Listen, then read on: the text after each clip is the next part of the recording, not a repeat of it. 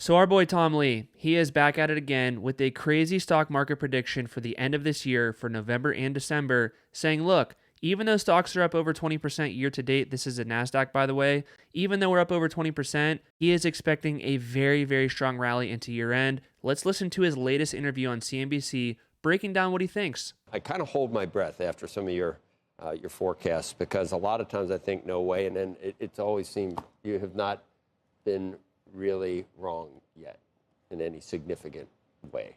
You ever have any trepidation, second thoughts? Do you ever get nervous about any of your calls? Yeah, all the time, filled with doubts because the future. No one can be right off your 51%. You're like the best ever in this business.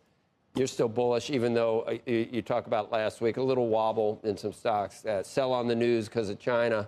Now, it looks like a little bit of hawkishness out of Jay Powell. I don't know if that lasts. Yeah, that's right. I think the market has a lot of walls of worry because we've got the shutdown, we've got China, we got the Fed speak, but the market's been up 6 months in a row now. Only 6 times since 1928 that's happened.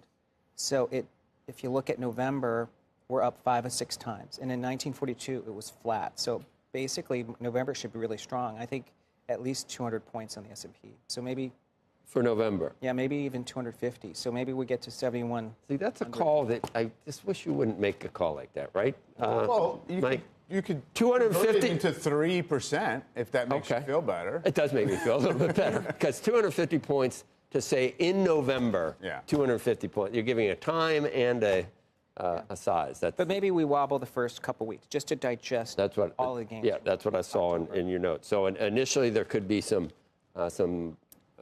choppy trading. So you heard the guy. He is calling for a pretty solid rally going into year end. And I do want to talk about the chart right here really quick, because he's talking about how we have all these consecutive winning months in a row and what I actually think that means. So if we just look at what happened on February 14th, that was kind of like the top of the market before the tariff stuff hit. You could see the market fell roughly 22%. This is a NASDAQ again, by the way. And then, of course, you could see off of this low right here, the NASDAQ has been on a complete tear, up 47% off of the low. So what happens is when the market kind of gets blown out of proportion, people get emotional, people get fearful, they just panic out there, they dump all their stocks. And the market was a little bit expensive up here, so sure, you could justify and say we have a good reason to sell. So once they sold off their stocks, the market came to a little bit of a cheap category down here. So when you're building off of such a low foundation right here, like sure, it's easy for the market to run 47% off of that low. But now that we're up here in this category, sure, many people think the market's hot, but Tom Lee honestly thinks this market has a lot of room to go. 2025, this market does not end for Tom Lee. He thinks it's going to go on for years on years on years. Of course, there's going to be bumps along the way. We all know that. But let's listen to what Tom Lee has to say about what's really going to cause the next leg of this rally and why the market's probably going to keep going higher. Well, what's driving everything? There's still, I guess, sentiment is not positive, is it? You mentioned the wall of worry. Yeah. I mean, if you look at it like AAII, the average sentiment this year is still minus 11.5, like net solidly bearish. That's only happened 3 other times in 35 years, all in the middle of bear markets. So investors feel like it's a bear market, but we're up 17%, which kind of tells me I think there's a big performance chase into year end. Over 80% of fund managers are missing their benchmark this year. Wow. The vibe with the stock market is typically that the hedge funds win, the big dogs win, the big institutions are always going to win, and the little guys never make it. But 2025 has been actually the complete opposite. He said the vast majority of hedge funds, professional investors, people that went to school for this stuff, people that get paid to do this stuff, are underperforming what retail investors are doing right now. Why is that? Well, part of it's just euphoria because the market's going up, and when it's going up, people just put more money in it simply because it's going up, but also because a lot of these companies might not look good on a spreadsheet. They might not look good looking at the earnings per share or the revenue growth or the PE ratio or the valuations. That's what the hedge fund guys look at. But what retail's looking at is momentum. And the momentum of the stock market right now, it is so hard to bet against this, and a lot of people made a lot of money. Do I think this rally is going to keep going? Do I think the momentum is going to keep going forever? Of course, no. And you don't care about not having government data, because does the market ever really wait for government data? Or it sort of sniffs it out, doesn't it? Yeah. The all-knowing market. That's right, because we have good Fed futures to look at what's implied for inflation. The Fed looks at the bond market. The bond market figures things out before the data comes out. I do think the inflation is probably falling a lot faster than everyone expects. I mean, you can look at Truflation, and we're down to sub 2% inflation, excluding housing. Shelter, yeah. Yeah, and shelter is finally cracked. Yeah. Because that CPI number was, it was just barely cooler than expected, wasn't it? Yes, but the shelter piece is now at 0.16 month over month. That's at 2% year over year. That level would bring core inflation down sharply. And over 54% of the CPI components are now deflating. It's the highest percentage since COVID started. So inflation's honestly a really big deal, and Tom definitely understands how this works because as inflation comes down, and this is a chart showing you what inflation's at right now, we're at 3%, the Fed's goal is 2%. As inflation comes down, the Fed is going to be more confident to cut interest rates. And when they cut interest rates, that's good for the economy and that's good for the stock market. Just think about it. If interest rates go down on a car or go down on a home, you're more willing to go buy that stuff. And if you buy a home, maybe you buy furniture and you buy flooring and you paint your walls and you buy a new ceiling fan, whatever it is. That money will flow back through the economy, and it just, the velocity of money goes up, and the top line for these companies is going to go up. The revenue is going to be better. So this is potentially a very bullish catalyst for the market to keep going higher, because if inflation keeps trending down, the Fed will be more willing to cut interest rates, and that will inject more money into the economy. So overall, that could be a very bullish catalyst. It seems, Tom, that the markets have, largely because of what you're describing, moved on from the inflation watch. Yeah. They've kind of put that aside as maybe the forefront risk, and much like the Fed has been dragged to doing, wondering about downside risk to growth. I mean, if you just look at things like the reaction of home builder stocks, consumer cyclicals, regional banks, just to that hawkish cut by Powell last week, it seems like it's not hard to get the market a little bit uneasy about, just exactly what kind of a soft patch this is, even if we have confidence that maybe it firms up into next year. So how does that play into the overall action in the index and what you expect from the market? Yeah, I think there is something the market's trying to figure out, which is AI is consuming jobs, but that's turning it into profits for corporates. So like profits are expanding.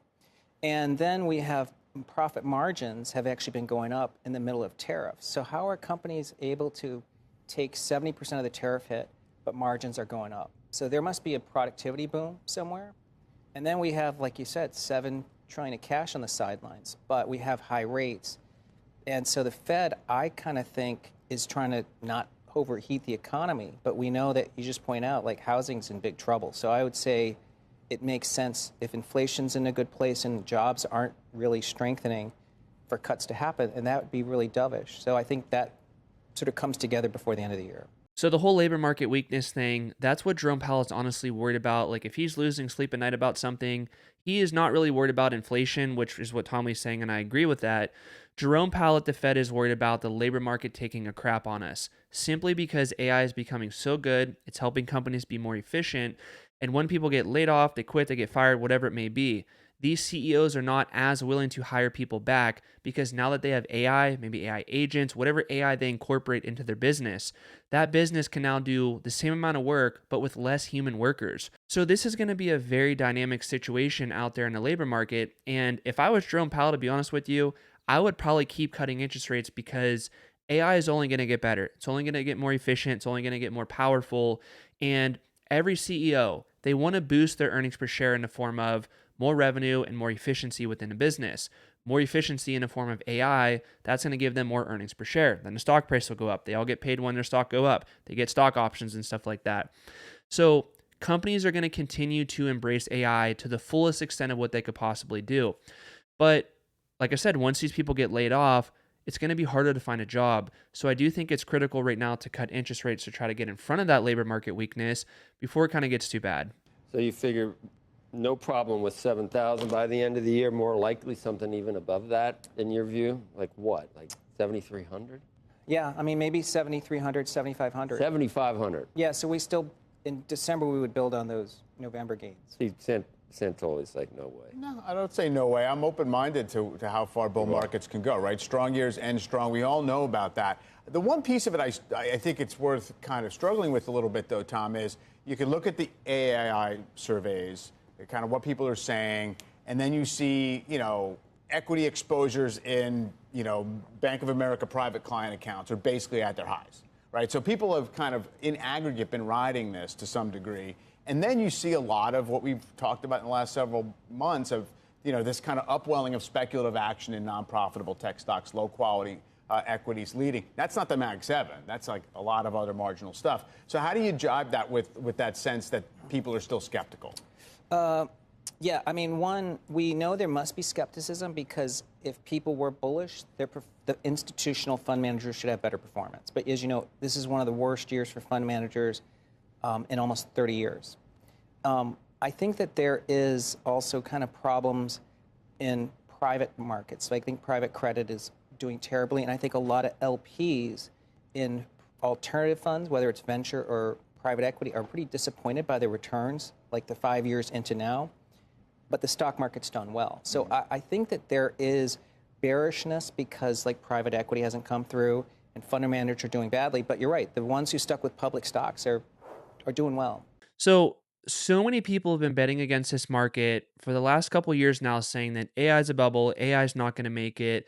And the main people that are losing on that bet right now is the institutions. And like I said earlier in the video, retail traders are the ones that are capitalizing and making a lot of money on this bet.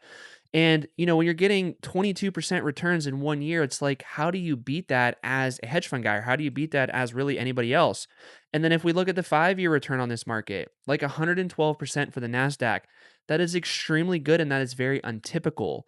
So maybe retail traders have just been getting lucky. Maybe they've just been riding this momentum of AI. But maybe this is just like 1999 and it's pretty crazy how I can move myself because this drop is so freaking vertical right here. I fit right into that chart.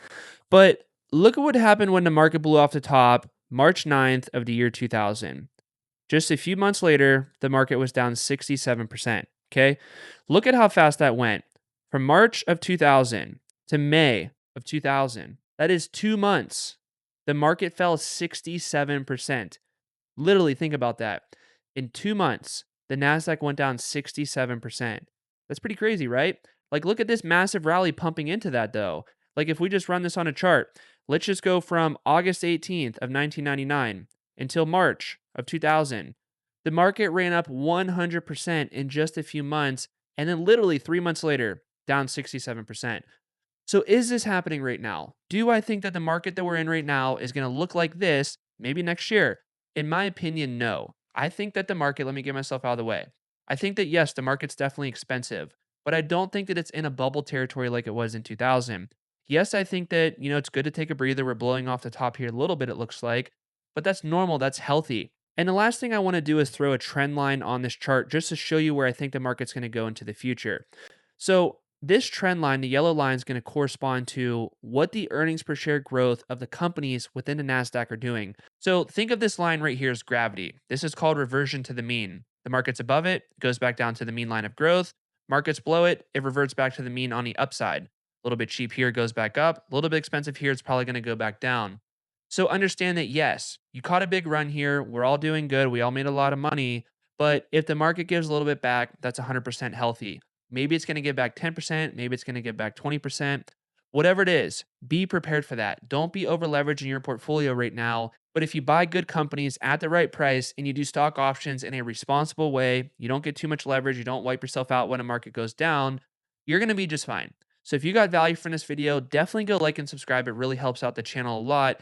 And if you haven't watched my free masterclass, it's the video right here covering 40 minutes of how I do stocks and options. I think you're going to get a lot of value from it. I'll see you guys there.